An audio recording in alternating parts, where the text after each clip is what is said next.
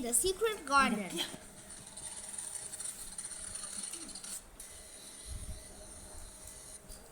Groaning about gardening.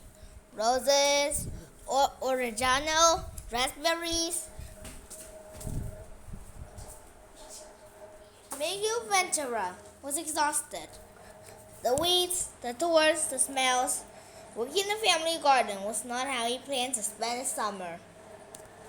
"We need your help," his dad said, "to grow food for the shop." Miguel and his little sister Teresa often lent a hand at the Ventura family sandwich shop. Gardens, Miguel glanced up, can be magic. The earth has healing powers. His dad cut a bouquet of yellow roses. "The piece would do you some good. I just one piece." Miguel said, "I want adventure and danger." Dad rolled his eyes. Miguel took a break from the corners of the shop. Mom Teresa was baking bread, so he sneaked up to the loft. He was in desperate need of Rick Gallardo's books. A while back, Miguel had discovered a chest full of magic books that belonged to his great-grandfather George, a magician called the Great Gallardo. Miguel went into stories as an actual character. He became Huckleberry Finn from The Adventures of Tom Sawyer and the Scarecrow from The Wizard of Oz. Every time Miguel entered a story, he usually had to solve a big problem. Sometimes it was pretty dangerous, and danger is what Miguel needed. Up at the loft, Red Feather rested near a rusty lock of a chest. When Miguel first chose one of Rick Gallardo's books, he usually found strange objects from stories. Miguel spent hours trying to figure out how he became a real live character in a book. Was it a spell? An enchantment? The Great Gallardo's magic could be risky. Maybe it was a curse. A wonderful book sat at the top of all the others. He picked it up, The Secret Garden. It was a good book, he remembered, from the beginning of the year. But it wasn't dangerous enough.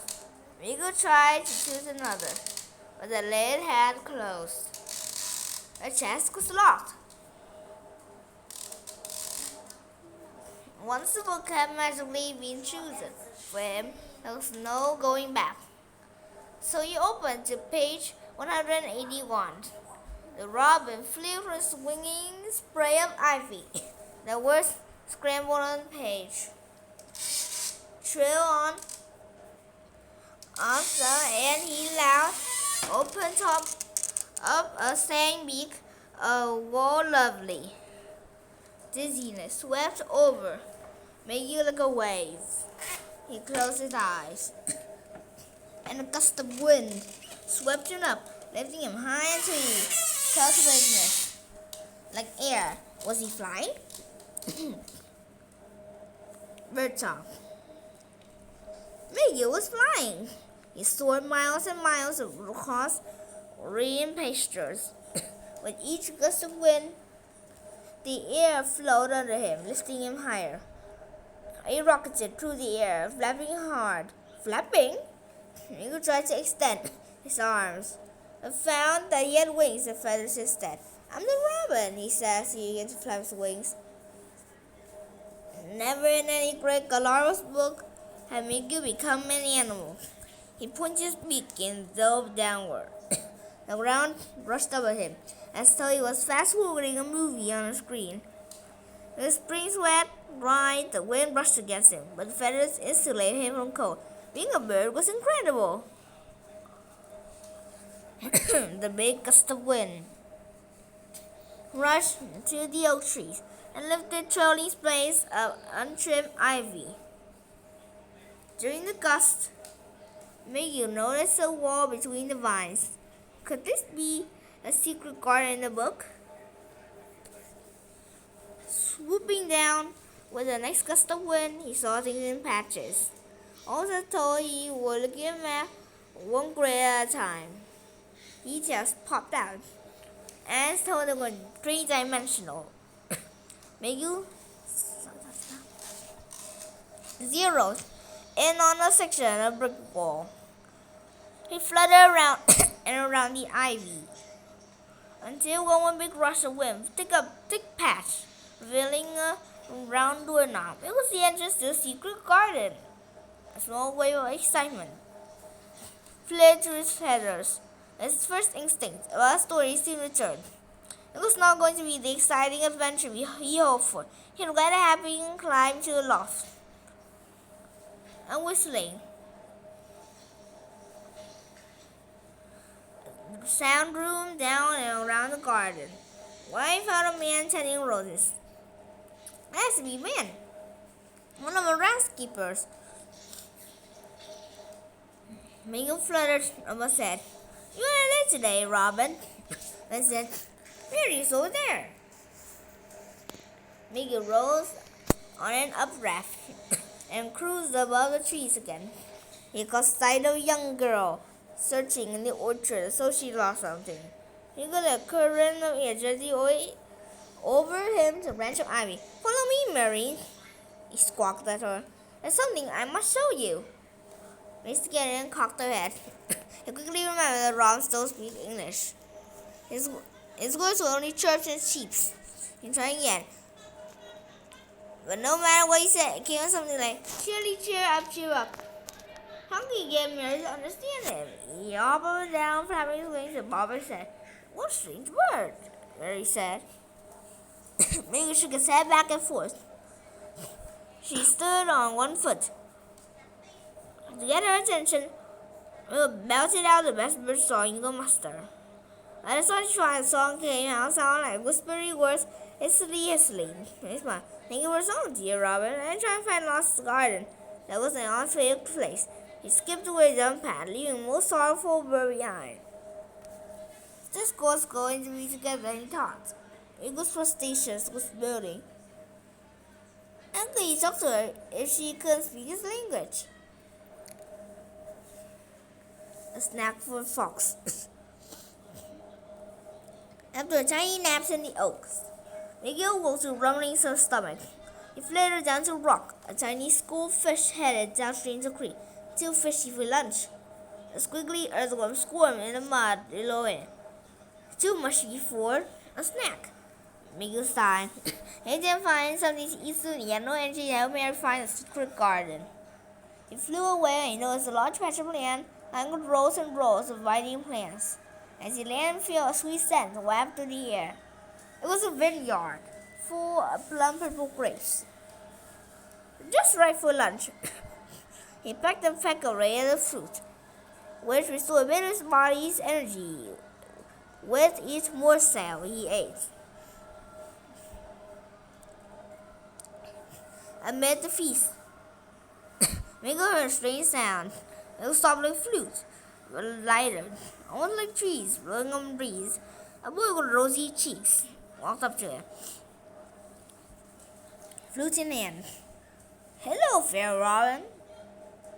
Several squirrels and a small rabbit peeked out pockets of his woolen jacket. A little red fox followed his heels. This must be Mary's friend, Dickon. He had a knack for taking with animals. Surely he could help Miguel. "I need to find Mary." Miguel chirped, "Slow down. I don't speak Robin very well." Dickon chuckled as he sat on a stump. The fox hobbled onto his lap. "I need to find a girl named Mary." Miguel tried to speak clearly, but he knew that each word was mere bird chatter. "Mary, Mary, Mary." His voice spewed out like a bird alarm. Tuk tuk, tuk tuk, tuk tuk. Robin's talk was indecipherable. Miguel stared at Dickon, waiting him to understand his request. But instead, the dark eyes of the fox stared back. Miguel froze, quickly realizing that he was the perfect size for his tasty treat. "Tell me again, Robin," Dickon said. Before Miguel could utter one little chirp, the fox eyes narrowed his ears to the right. His heart raced. "Now get out of here, now!" With Squirrel's head, Miguel left his wings. The fox slumped. "Stop!" cried Dick and glanced back. He grabbed his wings but found it difficult to fly in a panic. He ran toward. Big swings slipped off the fox's back closer. For a moment, the wings seemed useless. So he hid in a hollow log. The nearest snout showed his way in. Miguel screeched. Fluttering on the other side, he waddled forward, flapping his wings. His feet floated off the ground. He flapped. Pump, pump, pump. Just as he began to fly, the fox swatted him down. A pin shot through his body. He hit the ground with a thud.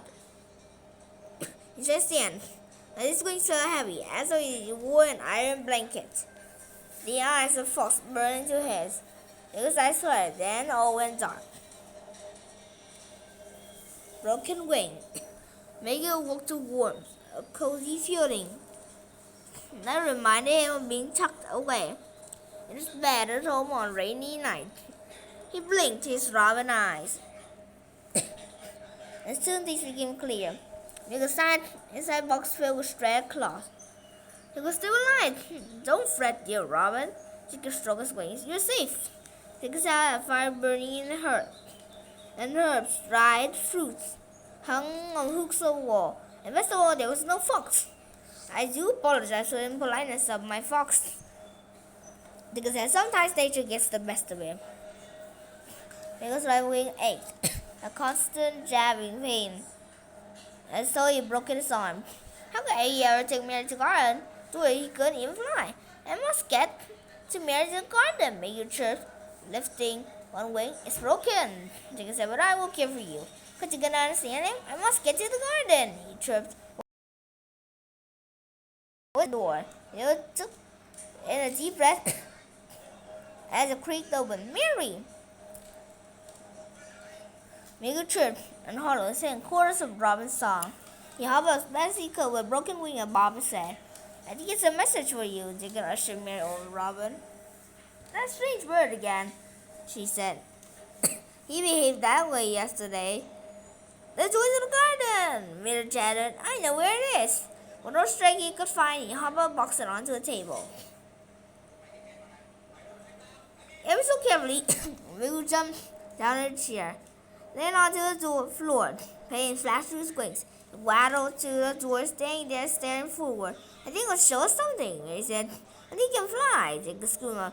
"No, but I have a perfect idea," Miguel said. "Follow me." Tucked away in Jacob's pocket, Miguel led them out of a small house and up the path toward Manor.